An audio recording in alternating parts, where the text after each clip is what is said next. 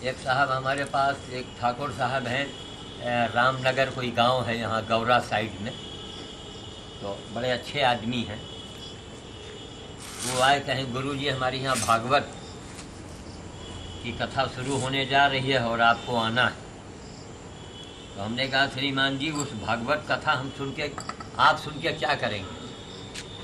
किसी सूरदास से कहा जाए जिसके आँख बिल्कुल अंधा हो कि चलो भाई तुमको सिंगापुर घुमा ला, मैं एक से एक सीनरी है वहाँ।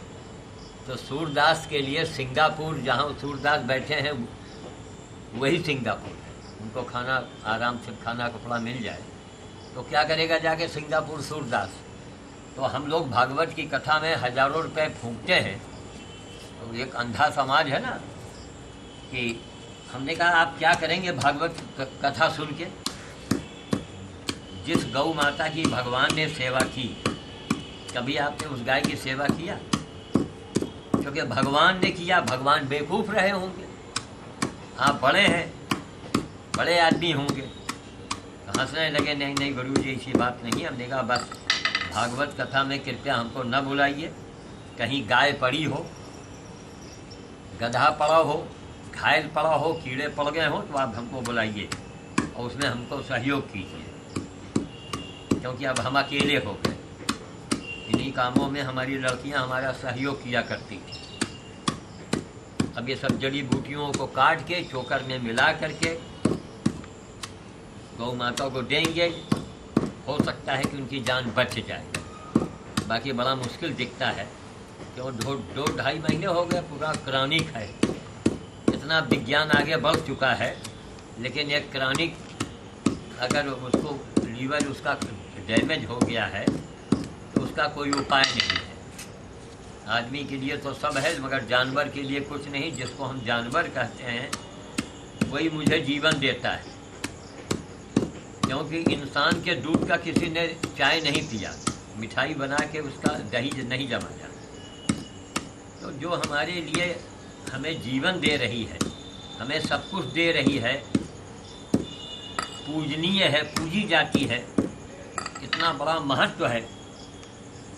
एक स्वामी जी ने, बहुत बड़े स्वामी जी जो हैं, जो हवाई जहाज़ से उड़ते हैं, चलते हैं, उन्होंने कहा था कि गौ माता हिंदू धर्म की रीढ़ है। रुड़की की बात है। अब सुने तो मन में आया कि उठ के खड़े हो जाएं, लेकिन हम कहा अरे वारे समाज, अभी उठ के खड़े हो जाएंगे तो वहाँ हमको भगा दिया जाएगा, बेइज्जती हो जाएगी। भैया खामोश रहो, क्या बोलें ऐसे अंधों के बीच में जो हवाई जहाज़ उड़ता है, वो कथा सुनाता है भागवत की विदेशों में जाके। गौ माता हिंदू धर्म की रीढ़ है। लगे कि वो बढ़ई का रंदा चला रहे हैं। मन में आया कि पूछा महाराज कितने गौओं की सेवा की है आपने, या कि करवाया है?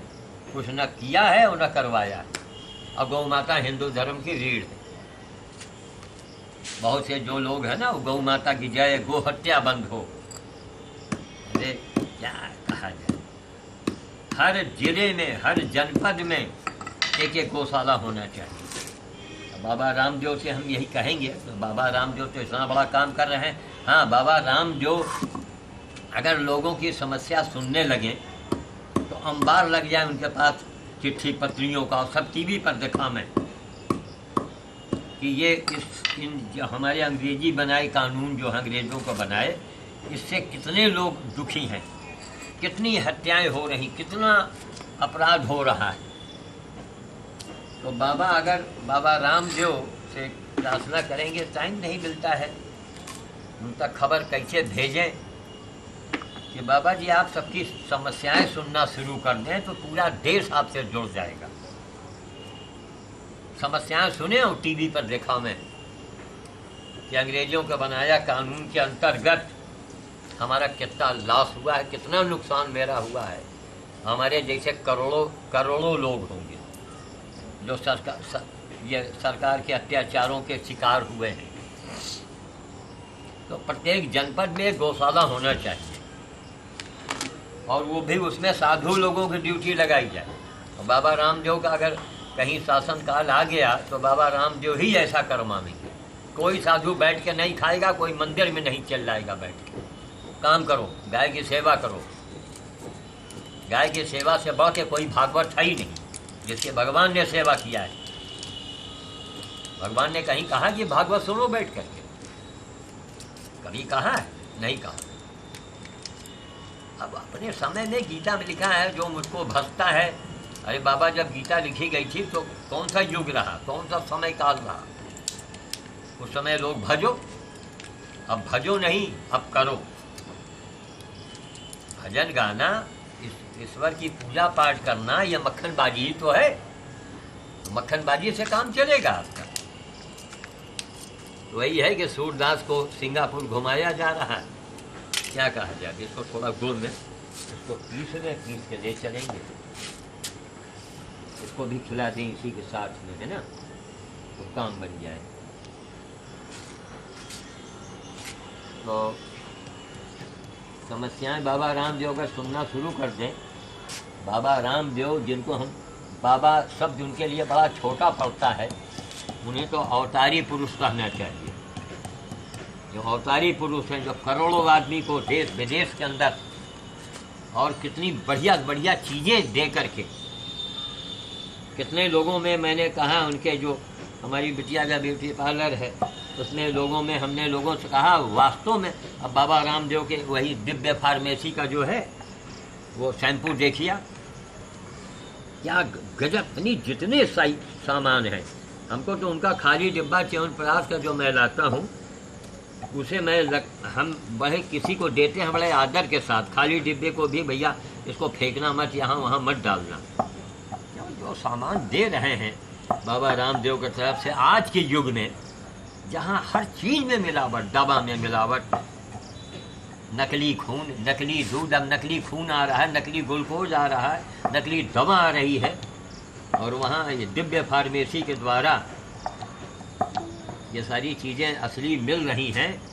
तो ये हम तो समझते हैं कि भगवान ने ही इस सचमुच के रामे आए हैं, इसलिए इनका नाम रामदेव है। और बाबा अगर समस्या सुनना शुरू कर देंगे ना, तो बाबा की इतनी ताकत बढ़ेगी, करोड़ों करोड़ों आदमी जो है, पूरा देश इनके साथ हो जाएगा।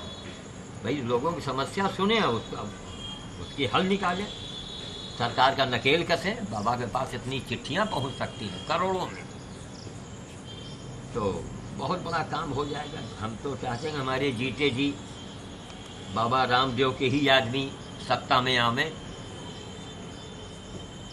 तमाम टैक्स जो बाबा कह रहे हैं सब खत्म हो जाएगा।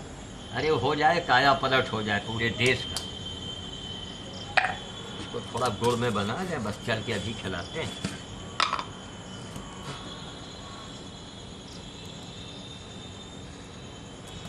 अब रोक दो थोड़ी देर।